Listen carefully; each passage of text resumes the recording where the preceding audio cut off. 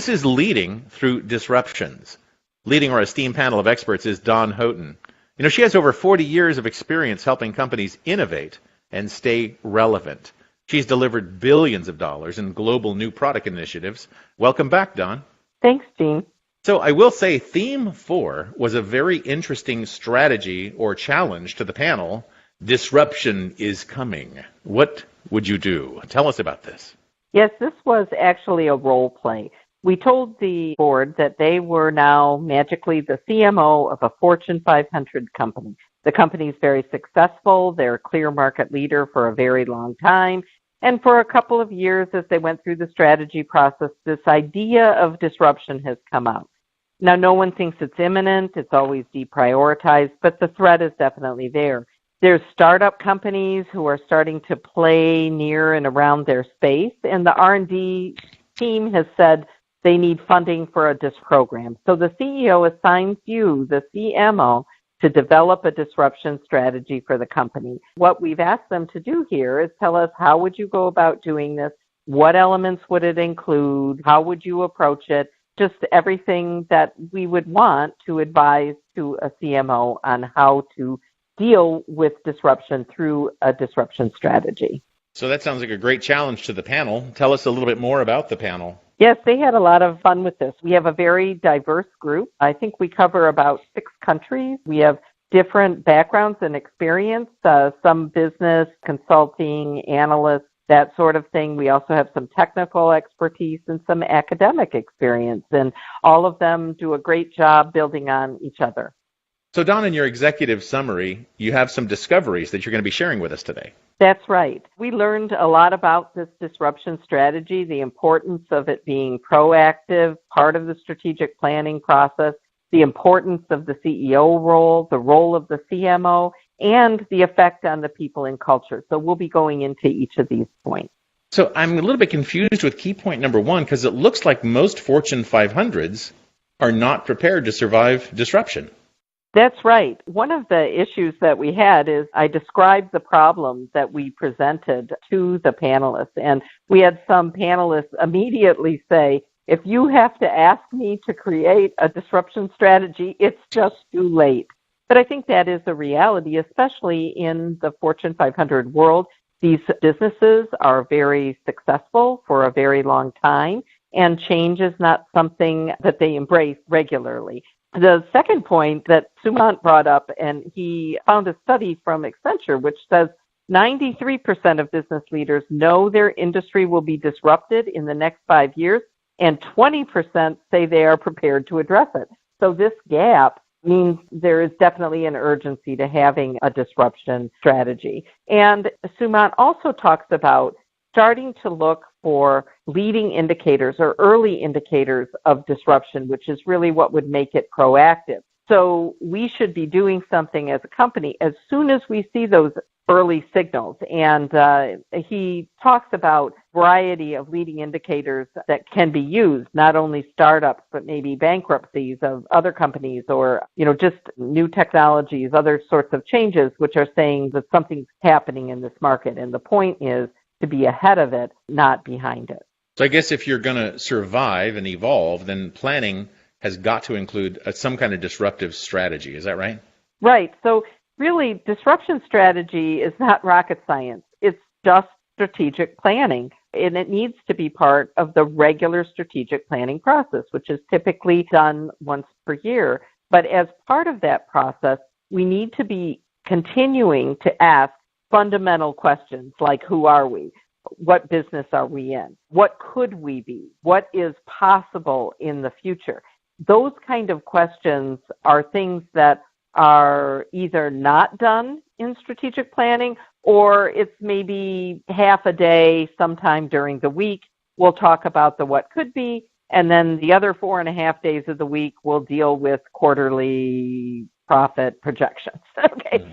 So we need to make sure that we're allowing part of that strategic planning process to look forward to what disruption could bring, how we could benefit from a disruption strategy, definitely how we can defend against it. But again, the preferred is to be the one disrupting, not the one disrupted. So my question to you is, can CEOs lead the disruption strategy? Are they qualified for that? CEOs play a very important role in disruption. When this problem was presented, we said the CEO asked the CMO to go come up with a disruption strategy, and some of our board members came back and said, hey, if the CEO isn't on board to lead the disruption, it's not going to happen. You can see Bill Roth is talking about the CEO has to be committed to disrupted change. If he isn't, nothing's going to happen. And Falguni talks about, and this is kind of the fundamental challenge in the Fortune 500 world, is it is not the strength of a Fortune 500 CEO person to be disruptive. They got where they got to by successfully operating stable businesses. So he's pointing out many companies don't have visionary executives who can organically build new business models or disrupt themselves.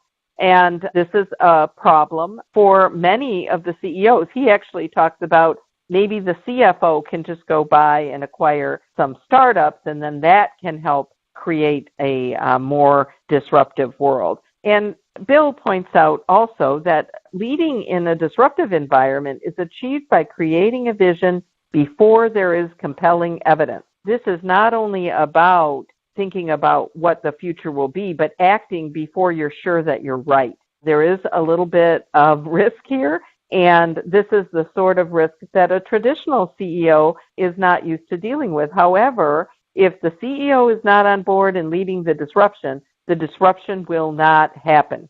So tell me about this survey that you did with the panel. I asked the question, in Fortune 500 companies, which C-level leaders are the most important to achieving self-disruption?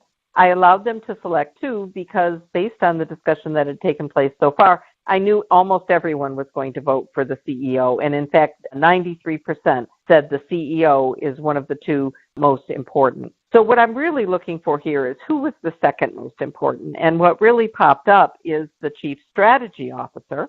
In other words, if it's a disruption strategy, obviously the strategy officer needs to be part of that. The CMO came up also, maybe because we kind of forced it, but clearly the CMO does play a role. Each other one of these has a logic to them as well. I didn't put in Chief Disruption Officer because I thought everybody would pick it just because it seemed like it must be the right answer. But that is a new office, C-level office that is starting up at different companies. But Chief Growth Officer is something that's come up in the past 5 or so years, which is something that the strategy and marketing have kind of morphed into, which is the objective of delivering growth to the corporation. So why don't we call it the Chief Growth Officer?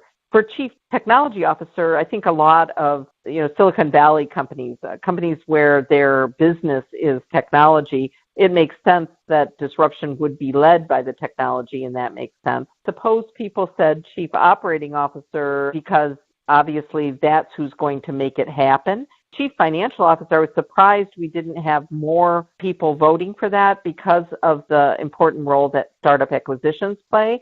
CIO and the rest, I had thought maybe would get a vote or two just because of, for talent, the effect on culture or legal and compliance, how that is kind of famous for killing disruption or killing change and innovation because it's something different. Chief Knowledge Officer because it's about learning. But basically what I think we've learned here is that the CEO is definitely the most important, whether it's because they lead or they play a figurehead role in the leadership and then have strong support by strategy marketing. And then it's very important that someone in a strategy or marketing role are there kind of making it happen and leading the direction.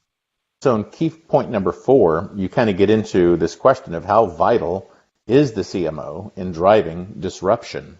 Right. So everybody kind of accepts that it's the CMO who knows what the customer wants, who knows what problems they're trying to solve, and knows where disruption needs to happen. Because remember, a few themes ago, we talked about why disruption is happening. And the reason it happens is because there's a situation out in the marketplace where the customer needs are not being fully met, and there's a better solution. And when a better solution comes, it can totally disrupt the market. People will quickly stop doing what they're doing and start doing something totally new and different if it's a better solution. So because the CMO has all of that knowledge, it is the CMO who can take, Rob talks about taking the role of futurist. So person most likely to create a vision for the future, where that better solution is going to be, what business we're in and how it's morphing. The person who knows that best is going to be the CMO. And Michael talks about when you're talking about creating a disruptive strategy, no matter who is leading it, you need to start by looking at the target consumer and talk about what problems they urgently want to solve. And that is what is kind of that peek into where disruption is going to happen. Patrick talks about as well, think before you go. Understand what are the issues, what do the market research that needs to be done. Know what you need to know in order to know where you want to go. So let's say you're going to put together a team that's going to be your disruptive strategy team. What skills are needed for those members? Right.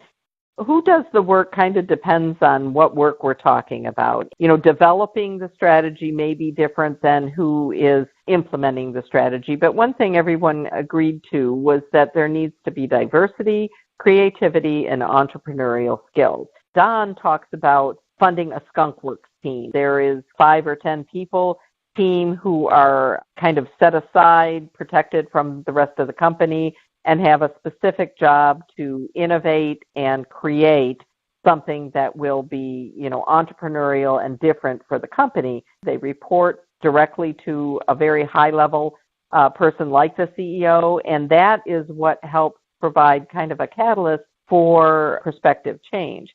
Falguni talks about the importance of having the right people in place. And in this context, he was talking about creation of the strategy, that it was really important to have people who had soft people skills, who could communicate and debate, because this is going to be a controversial topic. But then he also talks to the point of it needs multifunctional attention. So finance planning, marketing, product design, technology, sales communication, project management.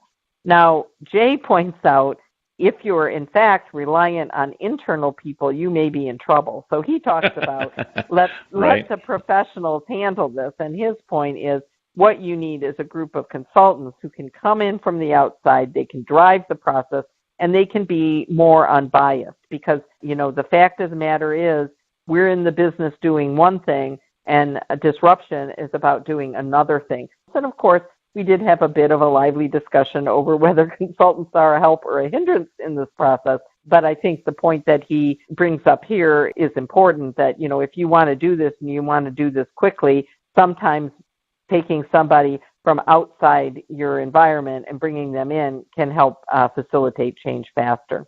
Well, especially when you have really rigid corporate culture. And let's get into that, because how does a corporate culture evolve with disruptive innovation? Or does it just completely transform? Is there a quantum leap, or is there a way to make an evolution with your culture?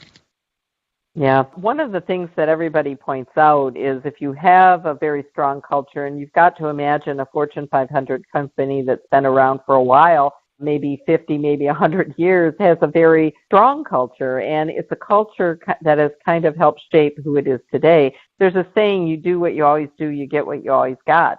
And a culture is kind of creates an operation and behaviors of the business that are the way they need to be to do what you've always done. Now, culture affects everybody in the company. Jacobs talks about needing a culture of innovation, learning, and change.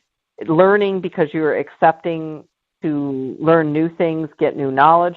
Innovation because you're going to improve what you're kind of selling. And change to actually make all that happen. Bill talks about the internal disruption of it all. You know, when someone comes in and says, we used to make widgets and now we're just going to stream the idea of widgets. If you work on the widget line and you make the widget and the CEO tells you we're now going to stream the idea of widgets, I think you kind of know you're going to lose your job because the widget factory is going to shut down. You know, employees are not stupid, and the idea of true internal disruption is going to affect each and every person's job. So you're talking about job security. You're talking about a lot of other things that require a very strong HR plan or talent plan to make sure you have the right people and the right skills to do what needs to be done, and manages what he calls the saboteurs, or, the corporate immune system, so that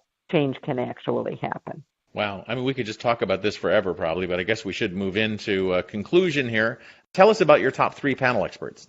We have a lot of great contributors. I think I looked at this past theme. I think we had 10 medal winners, which means a significant amount of contribution, a very active board. We're over 6,000 views. We have 127 followers. So all of that is very good signs of success. Sumant and Ulasa are both consultant market analysts, very knowledgeable on kind of the way business works and what's happening now, the most recent trends and that sort of thing. And Jay, as well, is a consultant who has a lot of experience in these areas and has been a great contributor through all of our themes as well. And where are we going next? Tell us about theme number 5, Dawn. Well, because culture has been an important topic, it's actually come up, I believe, every week. We've decided that the next theme is going to be about implementing culture change. So how do you go from your established Fortune 500 culture to a culture that's more innovative, that's more embracing of learning, and more embracing of change? Well, Dawn, that sounds fantastic. I can't wait for our next conversation. It's Dawn Houghton. She has over 40 years of experience helping companies innovate and stay relevant. She's delivered billions of dollars in global new product initiatives. And Dawn, we will talk again. Thanks, team.